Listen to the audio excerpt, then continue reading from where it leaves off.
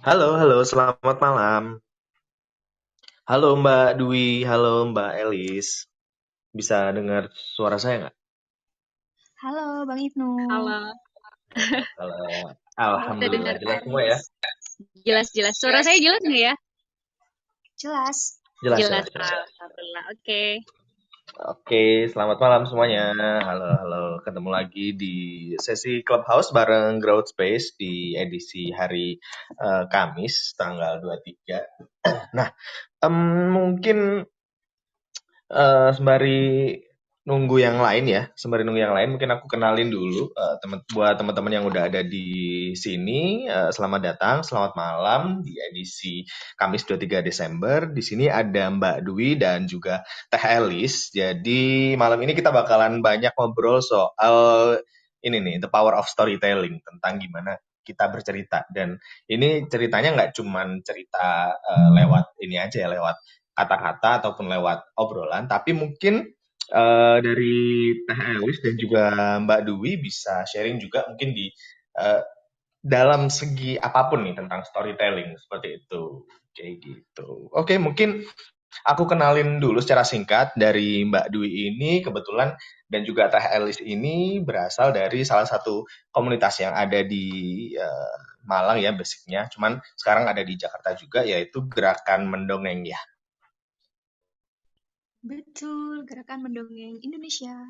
Gerakan Mendongeng Indonesia. Oke, udah lama banget kita nggak ketemu dan ngobrol bareng ya, Mbak Dwi dan juga Teh Elis. Gimana nih kabarnya? Sehat-sehat semua ya?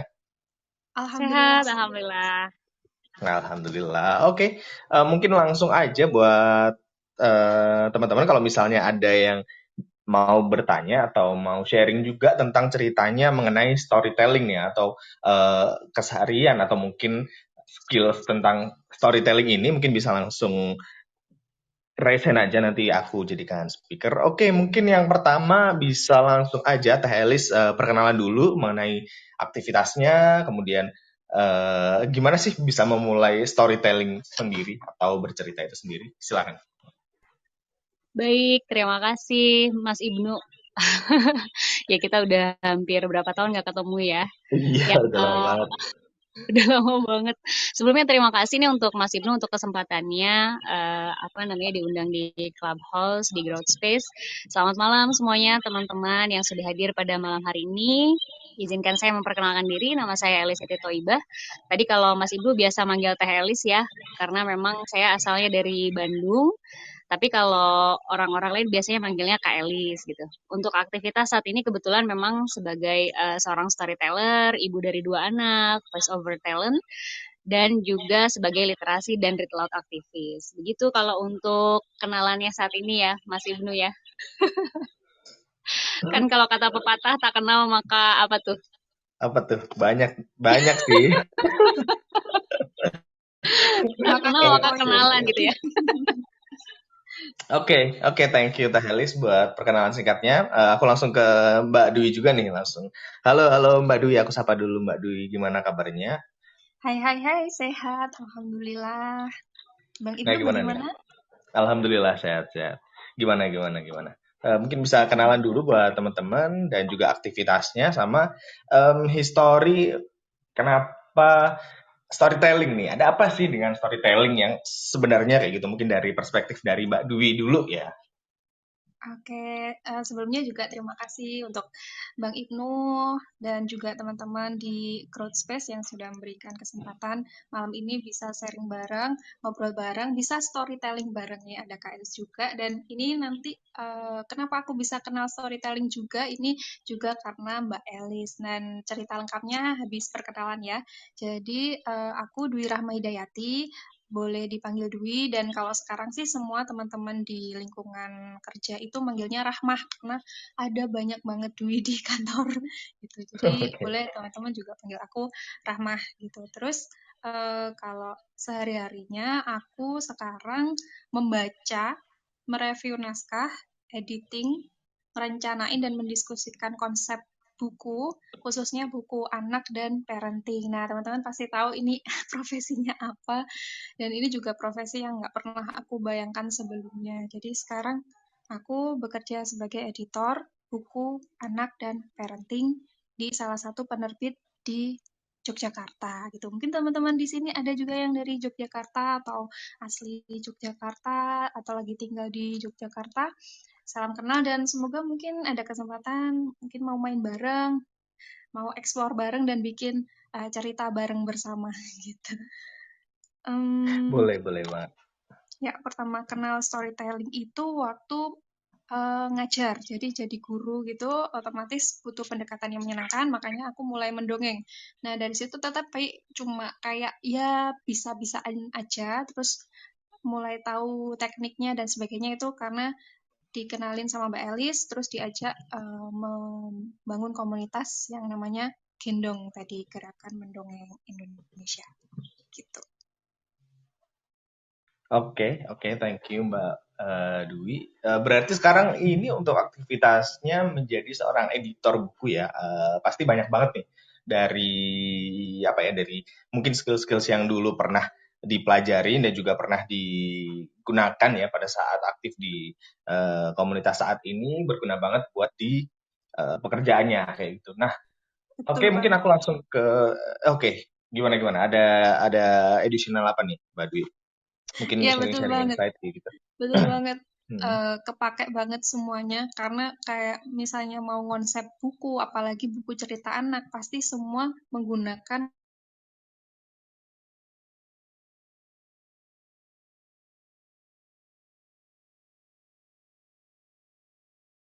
ke anak-anak, ke pembaca, apalagi ke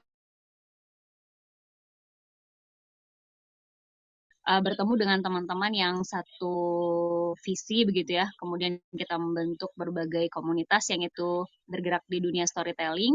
Lalu tahun 2015 baru dengan Mbak Dwi kita membentuk komunitas storytelling di Malang gitu. Seperti itu. Nah, mungkin kalau ini kan tadi kan Mas Ibnu juga sempat tanya ya berkaitan dengan storytelling ini. Kalau tadi kan aku seperti itu ya. Nah, tapi kalau misalnya mungkin ini sedikit biar kita tahu basicnya dulu ya, Mas Ibnu ya. Boleh. Ya, jadi kan kalau misalnya di kamus itu kan storytelling biasanya kan diartikan dalam bahasa Indonesia kan sebagai bercerita dan mendongeng gitu ya. Jadi ketika kita bercerita gitu, bahkan ketika itu bentuknya curhat, yaitu kita lagi storytelling. Gitu. Cuma kalau di Indonesia sendiri memang istilah storytelling ini biasanya berkaitan dengan berkisah, bercerita, dan mendongeng gitu ya. Nah, kalau misalnya berkisah itu kan kita bercerita tentang orang, misalnya tentang tempat, peristiwa yang itu fakta. Kalau misalnya bercerita itu kita berarti menuturkan cerita yang lebih bebas gitu ya. Nah, kalau mendongeng sendiri itu baru menceritakan dongeng memang yang sifatnya fiktif dan imajinatif. Sementara mungkin bisa kita garis bawahi kali ya Mas Ibnu ya, kalau yang kita obrolin saat ini tuh storytelling dalam bentuk yang luas gitu. Kayak contoh tadi yang diceritakan oleh Kak Dwi Rahma gitu ya, bahwa storytelling yang kita akan obrolin saat ini adalah storytelling yang bahkan itu akan sangat bermanfaat buat apapun gitu profesi yang sedang dijalani oleh teman-teman saat ini. Gitu mungkin Kak Ibnu. Betul. Bisa kita kasih batasan pembahasan juga ya Teh ya untuk malam ini. Jadi kayak lebih luas mungkin karena mungkin dari teman-teman di sini mungkin ada yang aksesnya lebih terbatas untuk ke banyak orang karena mungkin di kondisi yang sekarang ini kan agak kesulitan juga ya Teh ya untuk istilahnya berinteraksi atau bercengkerama dengan orang atau khalayak yang lebih luas atau khalayak publik kayak gitu. Jadi kayak mungkin kita generalkan kayak gimana seni-seni bercerita atau seni storytelling itu bisa membantu di aktivitas atau kehidupan kita sehari-hari seperti itu, Teh. Nah, sip. Oke. Thank you banget. Dan ini, kalau misalnya ngomongin storytelling nih, kira-kira udah 10 tahun ya Teh ya berarti jadi aktif di bidang khusus untuk storytelling sendiri. Nah, untuk ada nggak sih kayak bentuk-bentuk khusus ya yang Teh Elis ini pelajari atau Teh Elis ini tahu mengenai storytelling itu sendiri kayak gitu? Ya. Kalau untuk bentuk nih, kalau kita bicara bentuk, namanya storytelling kan untuk kekuatan utamanya kan dari bertutur ya. kekuatan utama dulu gitu ya, storytelling dulu itu kekuatan utamanya dari bertutur. Namun seiring berkembangnya waktu, storytelling saat ini itu ada dalam berbagai bentuk gitu ya. Bahkan bisa dibentuk dalam visual, kemudian audio, bahkan audio visual begitu. Dan ada juga bentuk-bentuk lainnya begitu dari apa namanya itu orang yang mempunyai tujuan gitu kemudian menggunakan media storytelling untuk mencapai tujuannya itu gitu. Jadi kalau misalnya dulu kita mengenal storytelling itu ya bertutur secara langsung gitu, secara lisan dari satu orang ke orang lain. Tapi kalau sekarang bahkan orang bisa menggunakan berbagai media yang ada di sekelilingnya gitu untuk storytelling kayak gitu. Jadi lebih lebih luas lagi nih bentuknya nih Kak Ibnu ya kalau sekarang saat ini gitu ya. Gitu untuk apa namanya storytelling ini. Mungkin dari Kak Dwi bisa menambahkan? Oke, kalau aku juga ini ya, lebih ngambil ke pemaknaan storytelling yang dari Cambridge Dictionary ini kan dia ngartiinnya the art of telling stories gitu ya. Jadi emang seni menyampaikan sesuatu cerita atau informasi dan juga kalau versi lainnya juga the activity of writing, telling, or reading stories. Jadi kita nulis, kita menyampaikan sesuatu kayak gini, itu kan juga sudah storytelling dan juga reading stories, membaca buku, baik untuk diri kita sendiri ataupun untuk orang lain yang itu read aloud itu juga bentuk dari storytelling. Jadi bisa macam-macam banget teman-teman misalnya di kantor terus itu ngobrolin kesehariannya tadi di rumah ngapain terus agendanya besok mau ngapain itu juga udah storytelling kayak gitu-gitu. Misalnya kita bacain buku ke temen gitu keras-keras ya itu udah storytelling kayak gitu. Oke. Berarti di sini bisa garis bawahi bahwa storytelling sendiri ini seni menyampaikan cerita ya. Bisa bentuknya dalam berbagai macam seperti audio, baik itu video maupun kayak sekarang ini kan siniar atau podcast itu kan juga banyak ya. Ah Kemudian iya ada betul. seni visual juga dan intinya aktivitas menyampaikan sesuatu baik itu mungkin dengan tujuan tertentu atau mungkin hanya untuk menyampaikan maksud kita kayak gitu ke orang lain gitu, atau ke khalayak Iya. seperti itu ya. Oke. Betul banget. Nah, kenapa sih kita harus mempelajari storytelling gitu? Mungkin dari TLS dulu nih, apa sih alasan kita belajar yang namanya storytelling atau bercerita, seni bercerita? Ya, kalau dari aku sendiri apa ya untuk melihat secara konteks ini ya, secara konteks yang itu luas gitu ya, dan secara konteks untuk misalnya teman-teman dengan berbagai profesi mempelajari teknik dari storytelling ini akan sangat membantu sekali untuk kita bisa menyampaikan tujuan, misalnya teman-teman lagi mau menjual sesuatu gitu ya, atau mungkin sebagai aktivis atau sebagai pekerja sosial gitu atau relawan ingin mempengaruhi orang lain gitu untuk apa namanya tuh mengikuti nilai-nilai kebaikan yang kita ingin sampaikan gitu. Nah, ini the power of storytelling ini akan sangat membantu sekali gitu di segala lini, segala profesi untuk kita bisa menyampaikan sesuatu dengan smooth gitu ya. Kemudian tanpa sadar orang itu akan terpengaruh gitu tanpa kita directly bilang kayak misalnya gini ya. Salah satu contoh, saya misalnya ingin mempengaruhi Mas Ibnu. Misalnya Oke. mempengaruhi Mas Ibnu untuk meyakinkan Mas Ibnu bahwa barang yang saya jual ini akan sangat bermanfaat gitu buat dia gitu atau jasa yang saya jual ini akan sangat bermanfaat buat dia.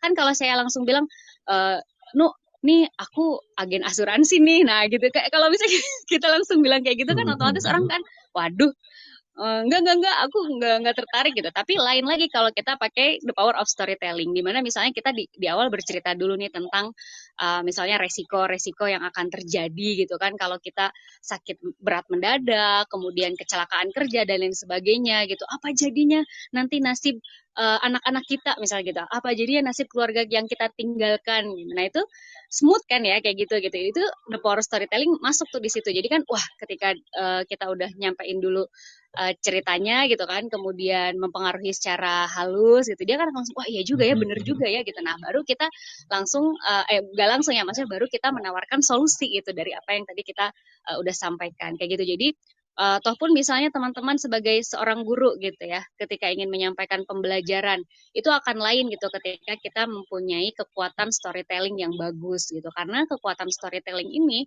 bukan hanya berkaitan dengan bagaimana cara kita membawakan pembelajaran, membawakan apa itu dengan baik itu secara lisan, tapi juga the power of storytelling ini juga akan sangat mempengaruhi bagaimana teknik yang akan kita pakai gitu loh, yang efektif untuk kita mencapai tujuan kita supaya orang itu terpengaruh gitu loh oleh kita gitu, sehingga tujuan kita nih tercapai kayak gitu.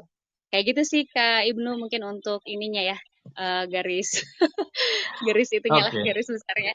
Oke, menarik sekali. Jadi ada dua poin utama dari Teh Elis mengenai alasan kenapa harus belajar storytelling ini. Mungkin yang pertama di mana tadi kita membantu untuk istilahnya menyampaikan tujuan atau mempengaruhi orang lain supaya sesuai atau supaya bisa terpengaruh dengan apa yang kita mau atau apa yang kita ingin eh, rencanakan atau mungkin apa yang kita ingin sampaikan ya ke orang tersebut secara smooth atau secara subtle kali ya, lebih tepatnya dengan bercerita itu tadi gitu.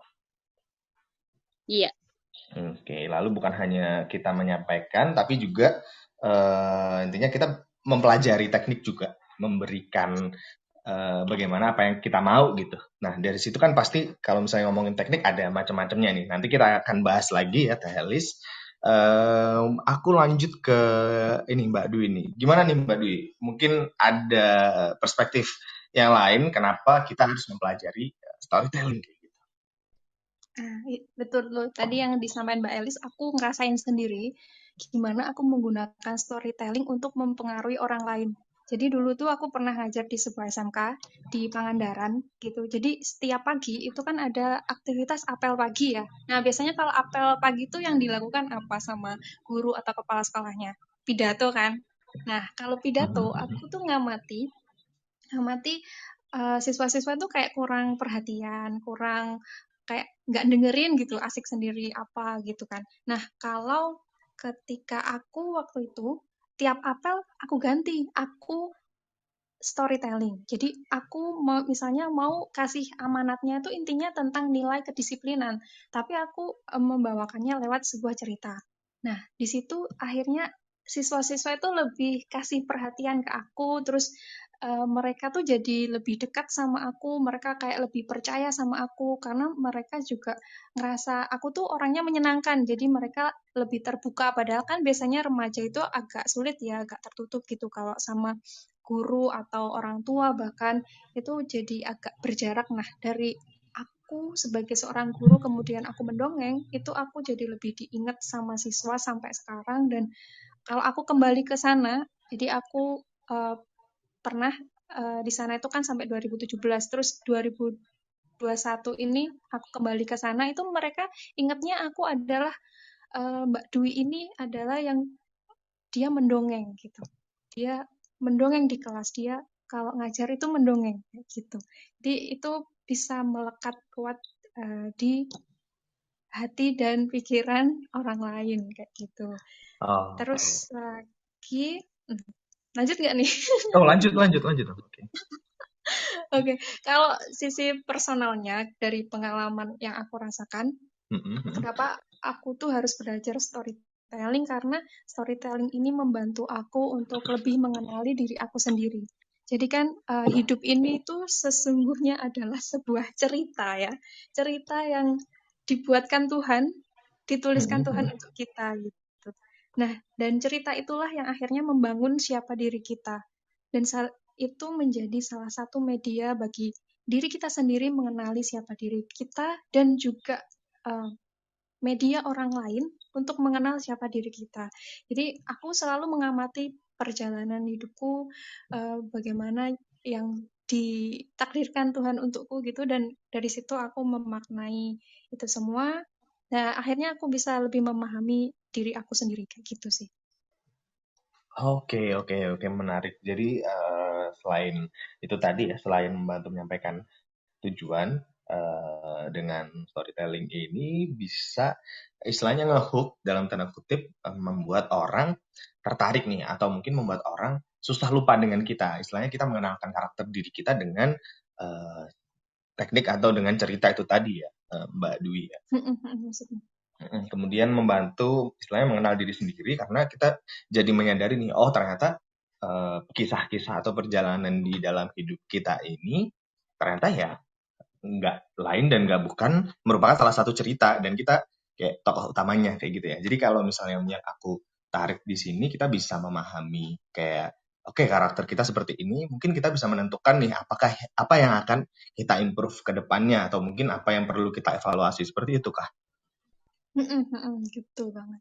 Kayak kita juga jadi storytelling ini bisa menjadi wadah kita mengekspresikan emosi kita, pikiran kita, ide-ide kita.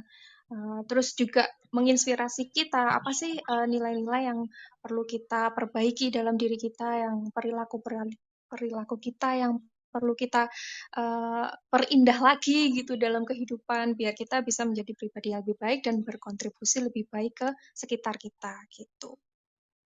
Oke, oke, menarik sekali. Nah, sekarang aku balik ke Tailis lagi nih, ngomongin soal teknik storytelling. Nah, oke, sebelum itu mungkin buat teman-teman yang mau sharing juga, kira-kira aku belajar awal mungkin dari orang yang susah ngomong atau mungkin susah pede dan kira-kira aku belajar step by step-nya untuk aku bisa lebih pede dalam ngobrol atau mungkin lebih bisa menyampaikan tujuan dan maksudku dengan sekitarku mungkin dari teman-teman di sini yang punya pengalaman seperti itu bisa bisa banget buat sharing nanti raise hand aja atau mungkin aku tunjuk lah ya satu atau dua orang nanti di tengah-tengah buat sharing atau mungkin mau nanya-nanya soal storytelling itu sendiri. Nah, untuk ke Teh Elis nih. Teh, tadi kan udah ngomongin soal teknik storytelling ya, teknik bercerita. Nah, mungkin ada yang bisa di-share nggak sih mengenai teknik itu mungkin teh pelajari riset sendiri atau mungkin pengalamannya sendiri nih selama 10 tahun lebih ya bercerita. Monggo silakan.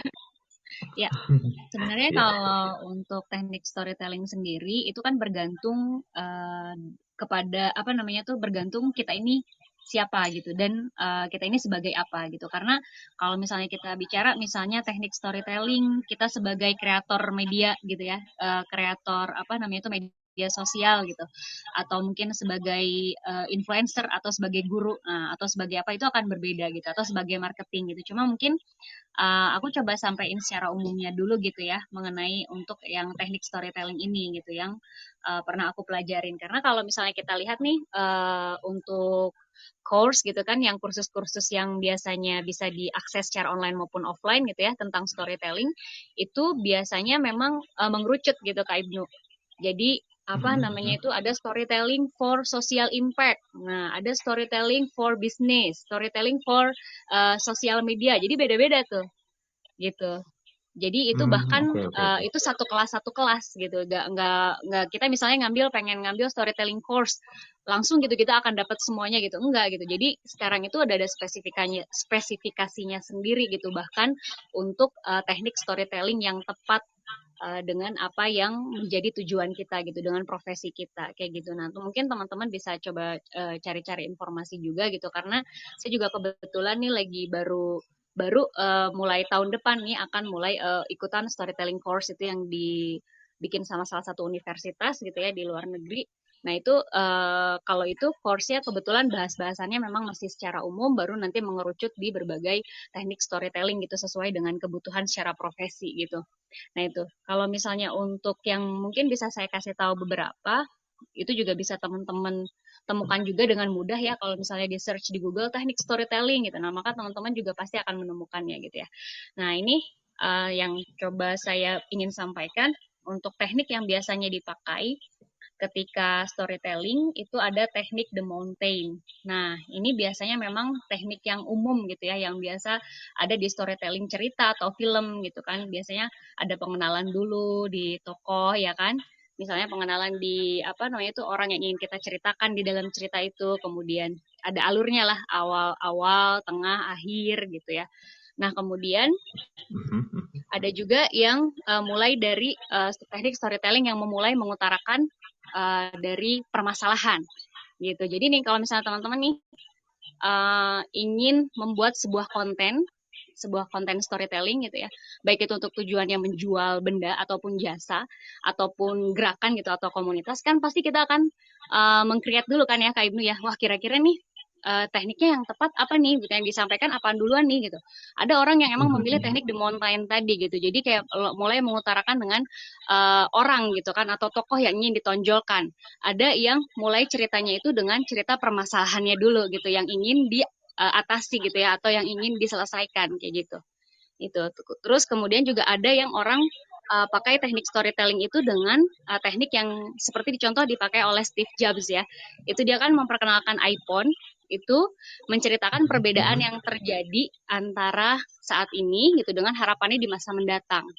Nah, itu jadi itu salah satu teknik juga itu yang bisa kita pakai gitu. Dimana misalnya mungkin Kak Ibnu, mungkin dan teman-teman Growth Space ini kan keren nih, kayak Growth Space itu tujuan utamanya misalnya apa nih dengan kehadirannya Growth Space, harapannya dengan melihat situasi saat ini dan di masa depan nanti harapannya Growth Space ini bisa menjawab tantangan apa kayak gitu. Itu salah satu teknik storytelling juga itu untuk menjual apa yang apa namanya itu ya yang ingin kita tawarkan kayak gitu. Nah, kemudian ada juga teknik yang kita pakai dengan menonjolkan sisi-sisi apa ya itu ya, heroes ya, kayak sisi-sisi kepahlawanan gitu yang ingin kita tonjolkan. Misalnya, ini contohnya mungkin kalau misalnya di industri yang itu bergerak, bukan industri ya, komunitas misalnya yang bergerak di lingkungan gitu ya, kayak apa namanya itu pelestarian lingkungan. Nah, teknik storytelling yang paling tepat untuk dipakai misalnya untuk teman-teman bisa mengkampanyekan tentang kelestarian lingkungan ini itu salah satunya bisa dengan teknik yang mengangkat teknik storytelling yang monomyth ya. Jadi mengangkat sisi-sisi kepahlawanan gitu. Jadi misalnya bisa menonjolkan tokoh yang dia cinta lingkungan gitu. Kemudian bagaimana sih orang yang cinta lingkungan itu dia bisa memberikan pengaruh kemudian dia terkenal gitu kan misalnya di seluruh dunia kayak gitu. Itu mungkin salah satu beberapa teknik gitu ya yang bisa dipakai untuk teman-teman secara umum ya, teknik storytelling secara umum kayak gitu, Kak Ibnu. Oke, menarik sekali Teles. Jadi kayak berarti bergantung dengan kondisi atau posisi dari orang-orang yang pengen belajar teknik-teknik tersebut ya. Kayak misalnya tadi Betul. sesuai dengan posisinya pasti teknis untuk bercerita atau teknis menceritakan apa yang dia mau pasti sangat-sangat berbeda ya dari satu posisi dengan posisi yang lain. Oke. Menarik. Kita Iya. juga tadi mention mengenai teknik mountain dan juga masalah storytelling melalui problems dan juga tentang istilahnya harapan dan juga perbedaan dengan kondisi saat ini sama ekspektasi yang pengen diraih ya melalui story atau cerita yang mau kita bawakan itu tadi ya Kalis ya. Iya, betul. Nah, ini mungkin untuk Mbak Dwi nih. Kalau misalnya dari Mbak Dwi sendiri, kemarin sempet dong pasti ketika di posisi barunya sekarang, dan khususnya untuk ini ya, editor atau mungkin lebih ke writing ya, seperti itu. Nah, untuk teknik storytelling-nya sendiri, apakah ada yang bisa di-share sama mungkin pengalaman juga di masa lalu di pengajar dan juga di komunitas? Silakan Mbak Dwi. Oke. Pengalaman di masa lalu. Ya. Wah, ini cerita masa lalu malam-malam. Jangan. Meskipun emang nggak ada yang hilang gitu aja ya, kayak iklan gitu. Tahu nggak iklannya apa itu? Apa tuh? Dia tuh pakai ngangkat storytelling juga. Kalau dari tekniknya Mbak Elis tadi tuh, dia pakai teknik yang false start. Jadi berangkat dari dia memaparkan kesalahan-kesalahan, terus dan usaha untuk memperbaiki kesalahan itu. Nanti aja browsing di Google ya. Iklan nggak ada yang hilang gitu aja. Dia tuh sebenarnya produknya tuh rokok, tapi kontennya nggak ada kan. Apa ada sih konten iklan rokok tapi ada adegan merokok? Atau nggak ada kan? Nggak ada. Nah, Nggak dia boleh. tuh memanfaatkan storytelling banget kan untuk mempromosikan produknya itu. Nah, itu salah satu iklan yang menurut aku bagus sih menurut aku. Karena aku sendiri kan tertariknya di bidang lingkungan. Jadi ketika dia storytelling-nya itu mengangkat isu lingkungan, jadi aku tertarik. Makanya ini tadi aku cerita itu. Terus kalau di dunia editor sendiri, apalagi aku nanganinnya pertama buku anak ya. Nah, di situ kayak yang disampaikan Mbak Elis tadi pakai teknik The Mountain gitu. Jadi pengenalan karakter, kemudian pengenalan konfliknya, terus sampai ke klimaksnya apa puncak masalahnya seperti apa dan bagaimana perjuangan tokoh ini menyelesaikan masalah itu dan akhirnya muncullah penyelesaian kayak gitu. Itu pakai teknik De Montagne. Nah, kalau buku parenting sendiri itu lebih ke pakai teknik yaitu tadi bisa dari kesalahan-kesalahan terus ke perbaikan, bisa juga pakai teknik yang sparkline tadi, yang jadi kondisi sekarang tuh kayak gimana sih pengasuhan yang sedang dijalani, kemudian harapannya apa sih yang diinginkan nanti ketika anak tumbuh dewasa itu, lalu lewat parenting yang dibagikan ini, ilmu-ilmu pengasuhan ini, langkah-langkahnya seperti apa, nah itulah yang ada di dalam buku parenting tersebut, jadi pakai sparklines gitu.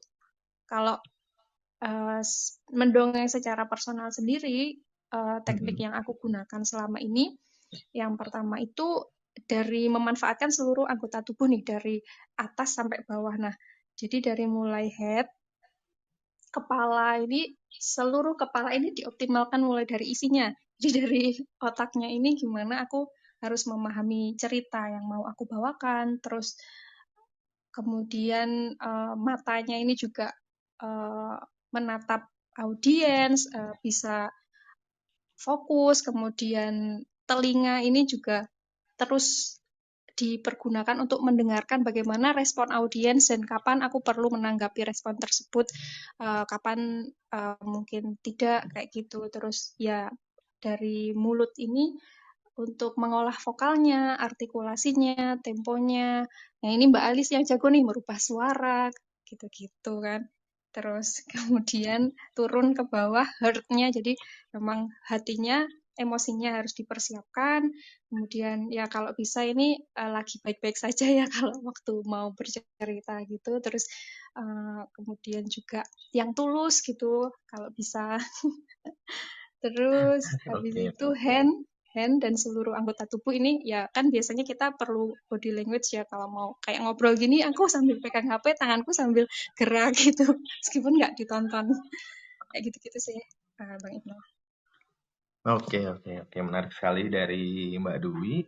Tadi salah satu insight yang bisa di-share adalah dari iklan rokok ya, karena memang mungkin dari peraturan juga nggak boleh ada yang menunjukkan bahwa sedang merokok atau gerakan sedang merokok. Jadi emang banyak banget sih iklan-iklan bagus dan juga yang meaningful dari storytelling-nya, mulai dari bagaimana dia mulai bercerita atau mungkin apa yang mau diangkat dari kisah atau dari produk yang pengen ditonjolkan itu tadi. Apalagi kayak yang terakhir dan rame banget ini kan iklan-iklannya Gojek ya atau startup-startup yang mungkin mendobrak ya tanda kutip gimana bisa menarik atau menjadi istilahnya mencuri perhatian dari audiens itu tadi.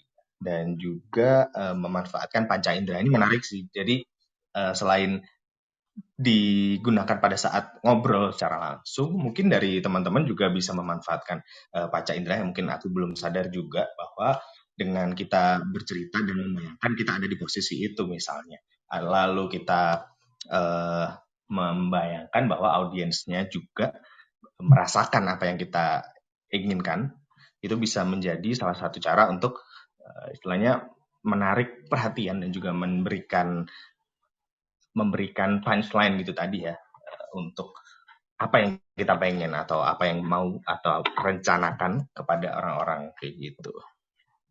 Oke, mungkin aku mau invite salah satu atau salah dua dari audiens, mungkin aku bisa diterima buat Mbak Irma nih. Aku tertarik sama profilnya Mbak Irma.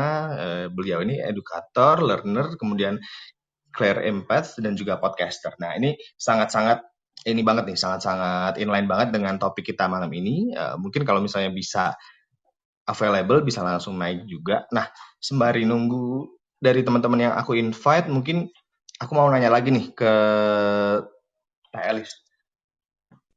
Ya, Nah, gimana? Elis, Atau kira-kira Mbak Dwi dulu nih, giliran, jangan aku duluan. oh ya, oke. Nah, Bisa ada perspektif lain gitu. Oke. Nah, ini ada Mbak Irma nih udah naik. Halo, selamat malam Mbak Irma. Halo, selamat malam, Mas Halo. Ibnu, Selamat Mbak Du, Mbak malam. Elis. Halo, Mbak Halo. Ina. Jujur kaget banget disebut namanya. Saya tadi pas lagi sambil browsing-browsing, hah, beneran pas dicek, oh iya beneran di invite. Iya, iya, iya. Oke, Makasih ya gimana Mbak udah Irma? invite. Oke, santai-santai. Terima kasih udah join. Nah, ini temanya cukup menarik dengan apa yang dilakukan oleh Mbak Irma nih dalam kehidupan sehari-harinya kayak gitu. Nah, mungkin bisa sharing atau perkenalan dulu kali ya, dan juga ada yang bisa di-share atau dibagikan mengenai storytelling dan juga aktivitas sehari-harinya. Silakan Mbak Irma. Oke. Jadi kalau jadi oke gini. Sorry ini aku spontanitas aja ya. Saya tadi Iya, nggak santai aja nih Mbak. Kita nggak mikir sharing-sharing sama biasa aja. sekali. Oke. Jadi kenapa aku tulis edukator karena memang aku awalnya memulai itu dari menjadi guru. Jadi aku dari lulusan pendidikan, fakultas pendidikan, kemudian aku jadi guru karena emang udah cita-citanya dari dulu ingin jadi guru gitu kan. Terus kemudian guru les, kemudian guru sekolah, sampai akhirnya aku menemukan passion yang lebih besar yaitu menjadi seorang researcher gitu. Dan ketika posisi researcher itu aku juga sekaligus menjadi guru dalam tanda kutip bagi guru gitu. Jadi aku teacher trainer gitu. Teacher trainer Oke. juga researcher juga sebagai kurikulum developer, pengembang kurikulum untuk mata pelajaran bahasa Indonesia dan bahasa Inggris. Jadi sebenarnya storytelling itu secara sadar dan tidak sadar, secara intentional ataupun tidak intentional itu sudah menjadi bagian dari apa yang aku lakukan dari awal, dari dulu banget gitu kan. Yang menarik adalah ketika aku mengembangkan kurikulum bahasa itu 2 bahasa. Jadi kan kita bagi pelajaran itu per term gitu ya, per 3 bulan gitu.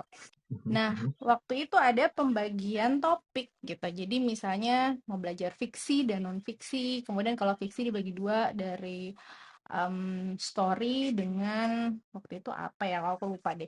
Pokoknya 1 semester itu fiksi, kemudian semester berikutnya non fiksi. Waktu itu yang menarik adalah sempat terjadi banyak sekali pertanyaan baik dari guru maupun dari rekan-rekan pengembang kurikulum gitu. Kenapa belajar cerita atau story itu di awal tahun gitu? Yang menjadi menarik adalah bahwa penting sekali untuk mempelajari cerita dan semua aspek-aspek yang berhubungan, yaitu segi bercerita, berkisah, terus dan lain-lainnya itu, karena ada satu aspek yang kalau di Indonesia itu sering sekali dilupakan. Jadi kalau dalam pendidikan itu ada aspek ABC gitu ya. ABC itu adalah A-nya afektif, B-nya behavior, C-nya itu kognitif. Pendidikan Indonesia itu terlalu berfokus pada kognitif, yaitu akademik gitu kan.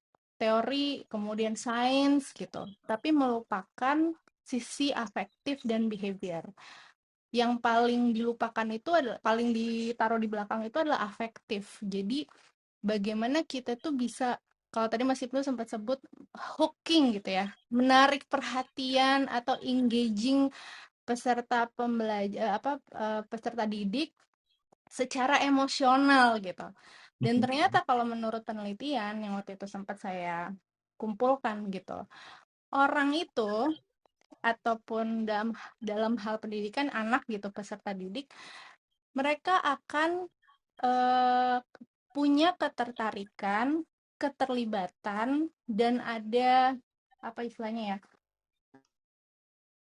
kedekatan emosional terhadap apa yang mereka pelajari jika guru atau misalnya buku lah gitu ya, buku aja deh. Kalau guru kita udah jelas ya ada sisi emosional karena kan sesama manusia gitu. Tapi misalnya dari buku aja, ketika reaching out the students through emotional atau affective aspek, itu motivasinya bisa ditingkatkan, terus kayak comprehension-nya itu bisa meningkat jauh gitu.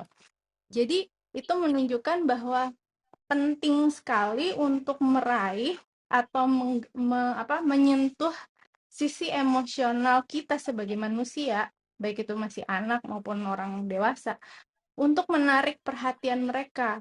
Lalu selanjutnya kan yang tadi udah disebut sama Mbak Eli sama Mbak Dwi, apakah kita mau menyampaikan tujuan tertentu, apakah kita mau persuasi atau kita mau apalah, semua tujuan dari komunikasi itu bisa dicapai dengan lebih chance-nya tuh lebih tinggi ketika kita mampu menarik sisi afeksinya seseorang gitu. Dan karena ketika orang itu punya kedekatan emosional, itu juga merangsang kerja otak juga gitu. Dan ketika apalagi kalau misalnya dia merasa gini, ceritanya tuh relate banget gitu. Kadang-kadang kan kita, ya kan kalau misalnya kita lagi cerita gitu sama orang gitu, Betul. terus dia gitu, orang itu, oh iya gue juga punya pengalaman yang sama gini-gitu, terus kita langsung kayak, iya bener, gitu kan. Jadi bersemangat dan merasa ada kedekatan emosional, dan ketika kita dekat secara emosional, maka apapun yang disampaikan di dalam komunikasi itu akan jadi lebih mudah gitu untuk sampainya gitu. Apalagi kalau memang misalnya jadi guru, kita punya tujuan pembelajaran kan. Nah, tujuan pembelajaran itu gampang ditransfer, lebih mudah ditransfer dan ditangkap ketika anak itu punya kedekatan emosional. Kayak tadi Mbak Dwi sempat sebut gitu ya, ketika Mbak Dwi bercerita dalam pidatonya apel, anak-anak jadi lebih merasa dekat gitu karena ada sisi afeksi yang dibangkitkan dan ditarik gitu, bahwa yang dengar tuh merasa relate gitu, merasa wah ini orang ngerti banget nih yang gue alami kayak gitu. Padahal mungkin itu secara intensional kan, ada plannya gitu, tapi ternyata kalau dari segi brain gitu, brain system atau brain secara alami kerja otak itu bagiannya tuh di situ gitu. Dan itu yang sebenarnya akhirnya jadi mendasari semua pembelajaran gitu. Kayak misalnya kita mau belajar sains atau mau belajar social studies gitu, tapi waktu itu kami pakainya teknik yang problem gitu, karena sistem belajarnya kan apa namanya, project based learning. Jadi ketika punya project ya kita harus punya tujuannya gitu kan. Nah di situ storytellingnya tuh mulai jadi ada konteksnya begini gini gini diceritain. Sekolah kita begini gini gini gini, karena itu ibu sebagai kepala sekolah meminta bantuan anak-anak untuk menciptakan sebuah alat atau kayak gitu-gitu. Jadi tuh ada ceritanya, dan ceritanya itu membangkitkan anak untuk oh ya aku juga mau menjadi bagian dari pengembangan sekolah ini ya. Ceritanya kemudian dihubungkan dengan pelajaran sains dan social studies gitu kan. Tapi dari situ sisi afektif anak-anak itu diraih gitu, dirangkul sehingga mereka termotivasi, dan the rest of the process gitu mereka merasa ada kedekatan emosi. Jadi nggak cuma sekadar ya aku belajar karena aku disuruh gitu kan, karena aku di-PR-in, tapi kayak ada enggak, aku seneng, aku merasa ada manfaatnya kayak gitu-gitu, dan segala emosi-emosi yang bisa dibangkitkan pada waktu itu gitu. Kalau dari pengalaman aku sih begitu, sebagai waktu di mana kerja di sekolah, dan setelah aku resign dari sekolah itu kan aku lebih fokus ke mengedukasi audiens aku secara online gitu ya. Nah, ketika mengedukasi secara online, ini yang membuat kemampuan bercerita itu jadi lebih urgent gitu, karena kan yang audiens aku bukan murid, bukan teacher, bukan, nggak ada keharusan untuk menyimak gitu kan. Stranger ya, kayak orang di luar yang emang nggak relate dengan mungkin posisinya Benar. Mbak Irma saat ini ya. Iya, dan bahkan yang banyak banget yang nggak tahu aku siapa gitu kan, terus kok tiba-tiba ngomongin mental health, ngomongin ini itu pendidikan, parenting, segala macam yang bisa aku bagi gitu kan. Orang mikirnya siapa lu gitu, kok bisa-bisanya ngomong kayak gini gitu. Di situ kemampuan bercerita aku ditantang sekali gitu, dan pada akhirnya memang aku pikir aku mau ceritain apa gitu kan. Kalau aku ceritain cerita orang lain, aku merasa aku nggak berhak gitu. Aku nggak berhak untuk nyeritain orang lain. It's their story, it's not mine gitu. Jadi Mhm. aku nggak bisa ceritain orang lain, ya siapa lagi yang mau diceritain, ya diriku sendiri lah gitu kan. Jadi aku membuka sebagian dari kisah hidupku sebagai konteks untuk kemudian aku menyampaikan apa sih yang aku ingin sampaikan ke orang lain. Dan alhamdulillah sih itu so far so good gitu. Aku dapat banyak banget feedback dan mereka merasa relate dan merasa kayak at least ada orang yang ngerti gitu. Ada satu orang nih yang ngerti posisi mereka gitu. Dan Mhm. aku cukup apa ya, cukup seneng ya dengernya gitu, karena banyak kalau dari topik mental health kan banyak sekali orang-orang yang istilahnya suffering in silence gitu. Jadi mereka ya menderita dalam hati sendiri, merasa orang nggak ada yang ngerti gitu. Jadi ketika aku spilling a little bit of myself gitu, aku cerita bagian diriku yang merasa aku juga ngerasain kayak gitu, mereka di situ ngerasa bahwa oh ya aku nggak sendiri dan ada harapan. Itu yang bikin aku masih bertahan di jalur ini gitu ibaratnya. Jadi Oke, oke, memang oke, menarik, kemampuan menarik, menarik. bercerita itu emang bagus, bukan bagus, maksudnya penting banget gitu untuk dimiliki gitu. Makasih. Wah, Oke, Kak thank Irma, you banget, keren banget nih. Kak Irma. Iya bener keren banget ini. Kalau bisa Makasih. ketemu sih ya, Ih, seru bikin Iya, banget project loh. bareng. Iya Bisa, boleh, bisa iya abis ini. bener. kapan-kapan kalau ada kesempatan. Aku pengen banget belajar dari Mbak Dwi dan Mbak Elis. Iya, kalau Mbak Irma main ke Jogja, kabar-kabar aja. Bisa main Wah, ke kantor, ke penerbit kami. wah, siap siap siap, aku catat. Nanti kita berhubungan ini ya di belakang layar ya. Oke, boleh-boleh. Kopdar, kopdar. Kopdar, kopdar di luar forum. Oke, Iya. thank you banget Mbak Irma atas sharingnya.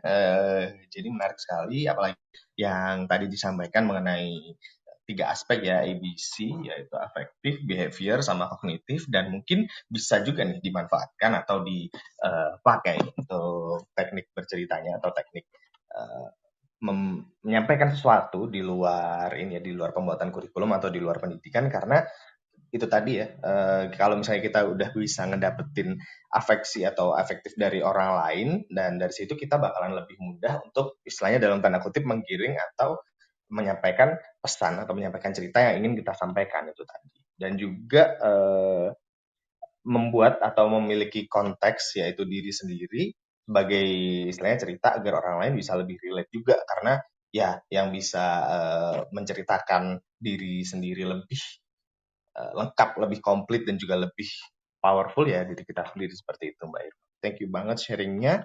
Mas Oke, Ibnu, aku aku ke. boleh tambahin dikit lagi nggak yang penting? Oke, boleh boleh. Jadi pas lagi dengerin Mas Ibnu recap tadi, aku jadi kepikiran sisi afeksi ini juga menurut aku penting untuk kita sadari semua, karena banyak sekali yang beredar, sebut aja hoax lah gitu ya. Itu hoax itu kalau kita perhatiin ya, mereka itu kuat sekali dalam menceritakan dan menggapai sisi afeksinya orang yang baca gitu. Coba aja kalau misalnya diperhatiin nih, berita-berita hoax itu biasanya membangkitkan emosi. eh Either emosi takut gitu kan, atau emosi Marah. marah, iya benar. Iya, Nah iya, ini iya. ada yang nggak benar gitu kan, atau misalnya kejadiannya sekarang kayak gitu, wah presiden begini-gini, wah gitu-gitu kan. Apa Iya, iya, betul pokoknya betul. dengan, jadi kalau misalnya kita bisa menyadari aspek-aspek atau teknik-teknik bercerita, kita bisa menjaga diri gitu dalam mendengarkan, atau ketika kita terekspos dengan sebuah kisah, kita bisa langsung identifikasi gitu. Ini kita lagi diapain nih gitu kan. Ini apakah sisi emosi kita lagi diaduk-aduk untuk sesuatu yang benar, atau ada sisi pesan yang terselubung yang apa dibungkus dengan ketakutan atau kemarahan yang sebenarnya ini nggak benar kayak gitu-gitu. Itu bagus untuk kita pahami supaya kita bisa melindungi diri sendiri kalau menurut aku ya. Oke, oke, menarik sekali. Jadi gimana kita bisa memproteksi diri juga, karena kalau misalnya kita bisa memahami maksud atau mungkin istilahnya selain kita dari emosi ya, berpikir melalui emosi, kita juga punya istilahnya akal atau eh, logik di situ. Jadi kita bisa memilah-milah apakah ini bisa tersampaikan dengan logis atau mungkin hanya melalui emosi saja. Mungkin menarik sekali. Apalagi kita juga bakalan ngadain ya webinar critical thinking di bulan Januari. Mungkin buat teman-teman yang penasaran atau pengen banget nih memperdalam gitu teknik tentang critical thinking, mungkin bisa join juga, dicek di Instagramnya @growspace.id. Nah, nanti bisa beli tiketnya di situ. Oke, selanjutnya aku mau ke Mas Bimo nih. Halo Mas Bimo, selamat malam. Waduh, Mas BP nggak ada gambarnya. Halo Mas Ibnu. Halo, gimana Aduh, the power of storytelling nih Mas, gimana, ada yang bisa di-share mengenai apa yang dilakukan sekarang dan juga keterkaitannya mengenai storytelling itu sendiri. aduh. Kaget ini. Ini barusan nggak expect tiba-tiba diajak ngomong. Aduh. Sebelumnya selamat malam semuanya. Eh, Mbak Dwi, Telis, Kak Irma, dan semua para pendengar diskusi kali ini. Eh, eh, saya sebenarnya bukan orang yang tepat saya ngomong terkait storytelling. Soalnya saya sendiri jujur sebelumnya belum ada bakat yang apa namanya talent atau pengalaman yang sebelumnya eh, lebih ke expertise terkait storytelling sebenarnya. Cuma bolehlah share sedikit mungkin terkait apa namanya pekerjaannya saya sebelumnya, mungkin ada hubungannya juga terkait storytelling. Karena saya sebelumnya bekerja di bidang sales dan marketing, dan kebetulan sebelumnya saya sendiri pun juga bukan orang yang pintar dalam berbicara sebenarnya, baik komunikasi secara langsung ataupun secara public speaking. Cuma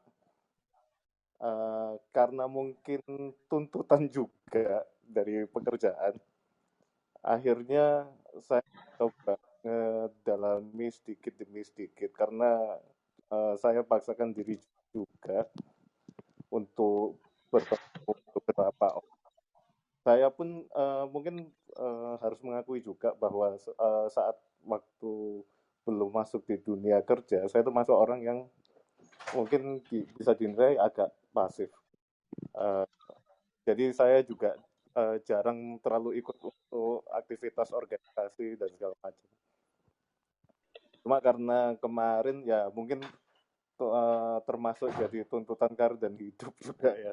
Jadi aku coba untuk aku harus improve, kalau misalnya nggak improve mulai sekarang, kayaknya nggak bakal advance ke next level ibaratnya gitu.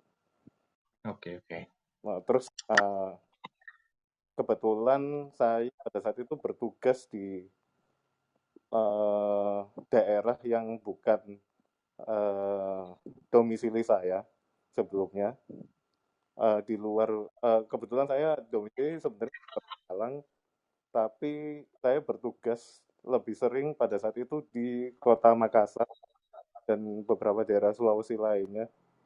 Dan itu menuntut saya untuk coba berkomunikasi kepada beberapa, di mana memang beberapa pihak itu memiliki background yang berbeda-beda. Di sini emang saya coba mempelajari juga kayak komunikasi dari rekan saya sama atasan saya secara langsung. Jadi bukan secara teori, saya coba memilah sendiri terkait apa sih yang gaya bicara seperti apa sih sebenarnya yang mereka komunikasikan saat berhadapan dengan orang-orang. Terus dari pengalaman yang mungkin saya langsung dapatkan, kebanyakan memang ini mungkin hubungannya terkait sales dan marketing aja sih. Jadi kebanyakan memang kita lebih banyak komunikasi terkait data dan juga beberapa case yang dihadapi orang-orang yang ada di sana, baik yang ada di sana, case yang ada di daerah domisilinya kita sendiri. karena kebetulan produk yang pada saat itu saya bawa memang agak spesifik dan orang-orang juga masih belum terlalu mengenal terkait produknya, jadi memang ada beberapa hal yang harus saya komunikasikan itu terkait beberapa kasus eh, yang ada di daerah saya sendiri sama yang ada di daerah sana. Dan sama seperti yang sebelumnya tadi mungkin sempat diceritakan sama si Mbak Dwi, itu eh, terkait cerita membangun cerita terkait kepahlawanan seseorang dan juga ada juga sama eh, peristiwa, misalnya contoh yang peduli dengan lingkungan alam, itu sangat membantu untuk background background saat kita untuk komunikasi sama orang-orang tersebut. Jadi di awal emang agak sebelumnya saya juga bukan orang yang expert di untuk di bidang storytelling sebenarnya, cuma memang menceritakan kepahlawanan seseorang pada saat itu juga membantu saya juga untuk ke orang-orang. Terus saat kedua memang kita nggak bisa lari kita nggak bisa lari dari data untuk meyakinkan orang-orang. Oke.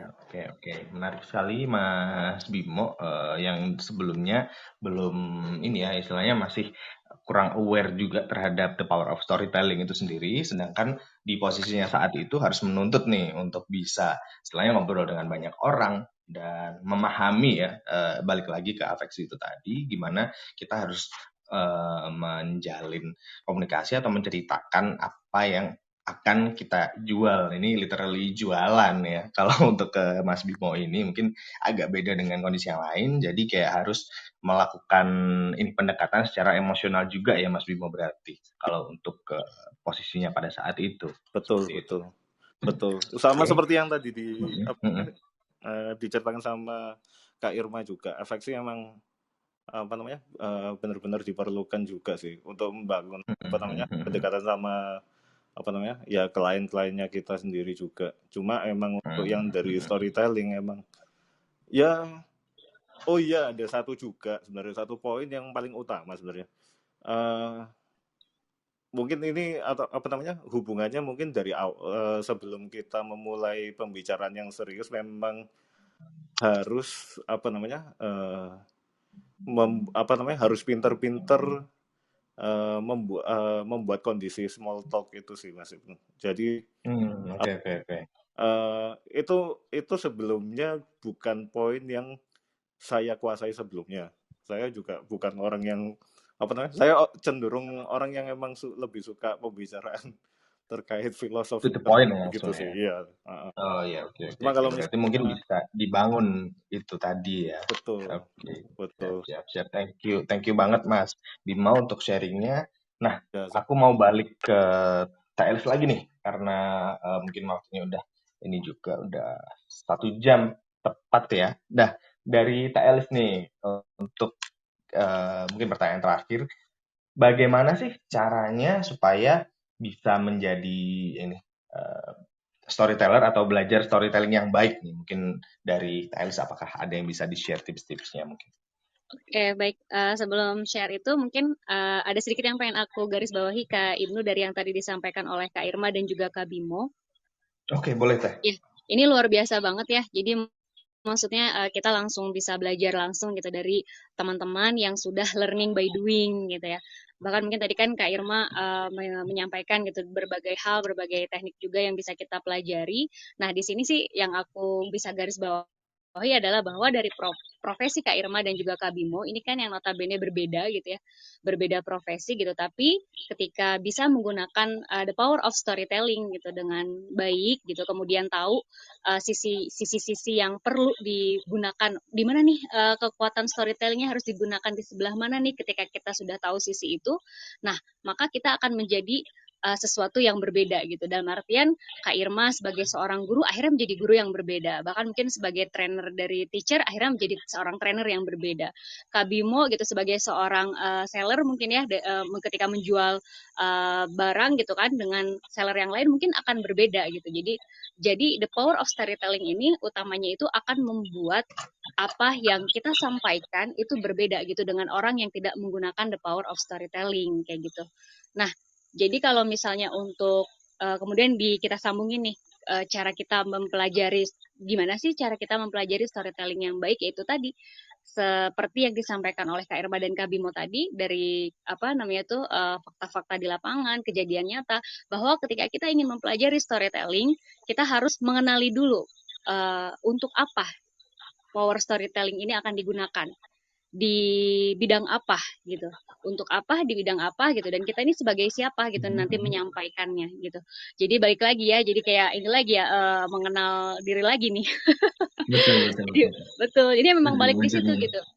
Kita kan maksudnya seperti apapun profesi kita gitu ya, itu kan unsur-unsur dalam diri kita tuh pasti akan berpengaruh gitu ya. Ketika kita misalnya menjadi seorang guru, terus apa namanya itu pribadi kita terus seperti apa sih, kemudian kita jadi profesi sebagai seorang guru atau misalnya sebagai seorang influencer atau sebagai social media manager gitu, itu nanti sisi-sisi dari kita gitu yang bisa jadi power yang bisa kita apa namanya itu ya berikan kekuatan lebih gitu sehingga nanti di situ kita bisa menjadi seorang yang bisa menjalankan profesi itu dengan lebih baik gitu dan berbeda dari yang lain. Jadi ya itu. Jadi kalau misalnya menurut aku sih ketika memang teman-teman ingin belajar storytelling ya silakan pahami dulu untuk apa gitu kan kita belajar the power of storytellingnya. Kemudian ya yang lebih utama itu kita ini siapa yang akan memakai power storytelling itu siapa gitu. Siapa kita, kemudian untuk apa, kemudian siapa yang akan kita sasar gitu dan tujuannya itu ya untuk apa tadi itu kan jadi tujuan utamanya itu akan tergambar di situ kayak gitu Kak Ibnu mungkin ya. Nah, selebihnya kalau misalnya untuk belajar dari mana sih kita bisa belajar ke siapa misalnya? Ya teman-teman misalnya sebagai kalau misalnya dari saya pribadi gitu ya, misalnya saya sebagai seorang storyteller gitu ya. Saya punya panutan, siapa nih ya panutannya yang dia storytellernya itu bagus gitu. Mungkin contoh misalnya salah satu contoh yang dia kalau misalnya storytellingnya itu bagus ya menyampaikan sesuatu misalnya contoh Najwa Shihab kayak gitu ya. Itu kan the power of storytelling dia itu kan udah bagus banget gitu. Nah, kemudian teman-teman juga bisa mencari misalnya bukan apa ya istilahnya panutan ya Kak Ibnu ya. Mungkin bisa mencari kira-kira wah nih inspirasi panutan lah.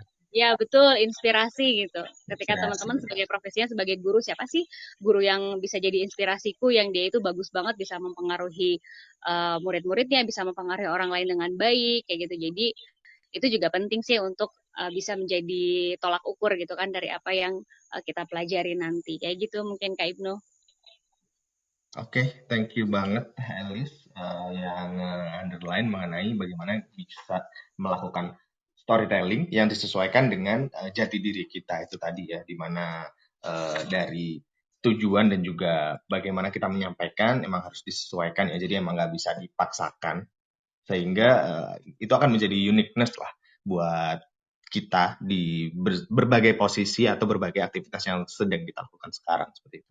Thank you banget Teh Elis. Nah, yang terakhir nih dari Mbak Dwi nih, gimana nih Mbak Dwi?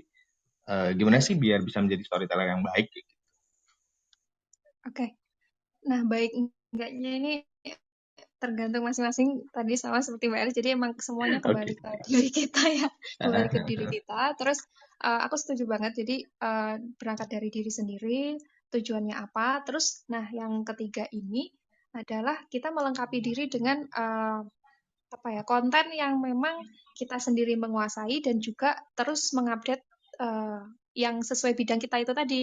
Misalnya kalau saya di bidang pendidikan anak usia dini gitu ya, saya akan mengupdate kemampuan saya di bidang tersebut. Jadi banyak membaca tentang literasi perkembangan anak usia dini kayak gitu-gitu. Ikut webinar parenting, ikut seminar gitu-gitu untuk melengkapi konten-konten yang mungkin bisa saya share lewat media saya kayak gitu. Lewat nanti saya editing gitu kan itu membutuhkan banyak pertimbangan mengkomparasikan dengan buku-buku yang sudah ada, yang belum ada untuk bisa kita membuat sesuatu yang berbeda, yang lebih kreatif. Jadi itu tadi critical thinking juga sangat dibutuhkan. Terus juga yang pasti yaitu kita perlu banyak belajar juga, mendengar juga dari sekitar kita. Saya posisinya ini kan belum menikah, belum berkeluarga, belum punya anak ya. Tapi saya megangnya buku parenting gitu. Ini kan kadang juga jadi ini ya, bagi saya sendiri juga jadi tekanan kadang gitu. Karena kan kayak ini nanti gimana ya ibu-ibu. Belum mengalami ya. Meskipun saya beberapa mengalami karena kan ngajar ya, ngajar jadi menghadapi anak-anak kan ya sama kayak ngasuh anak juga. Tapi bedanya adalah saya belum melahirkan sendiri anak gitu kan. Nah, gimana nih biar saya juga bisa ikut merasakan yang dirasakan ibu-ibu lain di luar sana gitu. Bagaimana agar buku ini bisa relate dengan yang dirasakan ibu di luar sana. Nah, salah satu kekuatan yang bisa saya manfaatkan adalah kemampuan saya mendengarkan cerita dari pengalaman orang lain yang sudah menjadi ibu di sekeliling saya. Jadi kayak saya bisa nulis sinopsis di buku parenting gitu. Itu karena saya mengakomodasi juga cerita-cerita yang masuk ke saya di sekitar saya, ibu-ibu teman kerja saya gitu kan. Nah, itu menjadi inspirasi saya agar tulisan saya ini nanti relate dengan ibu-ibu lain di luar sana kayak gitu, Bang Ibnu. Mendengar gitu. Karena storytelling nggak cuma ngomong tapi juga nggak cuma ngomong, mendengar. belajar ya itu tadi ya, betul. Ya, Mendengar dan belajar yang aku tangkap dari Mbak Dwi tadi, gimana kita bisa istilahnya menarik banyak sumber, mencari inspirasi dan juga mempelajari banyak hal, riset terutama untuk apa yang sedang kita kerjakan dan rencananya akan kita sampaikan. Karena kalau misalnya kita nggak ngerti atau kita kurang paham mengenai apa yang mau kita ceritakan, ya sama aja bohong, malah takutnya nggak tersampaikan, nggak terdeliver dengan baik itu tadi. Oke, thank you banget buat sharing-sharing yang sangat-sangat bermanfaat malam ini buat Teh Elis, Mbak Dwi, Mbak Irma, dan juga Mas Bimo. Mungkin sebelum mengakhiri, aku mau bacakan kesimpulan singkatnya. Jadi kalau misalnya untuk obrolan kita malam ini, storytelling itu merupakan tools yang sangat powerful ya, karena nyentuh sisi emosional atau sisi afeksi dari orang, dari lawan bicara atau bahkan dari orang banyak sesuai dengan apa yang sedang kita kerjakan. Dan juga dengan storytelling pun kita juga bisa mengenal diri dan juga menyampaikan apa yang ingin kita utarakan kepada banyak orang, menyesuaikan dengan apa yang kita lakukan atau apa yang kita kerjakan, khususnya karakter kita saat ini. Oke, terima kasih buat semuanya, buat waktu dan juga ilmu-ilmunya. Sampai ketemu lagi di lain kesempatan. Selamat malam. Thank you semuanya. Thank you Mbak Dwi, Teh Elis. Terima kasih. Selamat malam. Mbak Terima Irma. kasih. Selamat malam. Malam. Jangan lupa baca cerita dulu sebelum tidur. Oh iya, betul.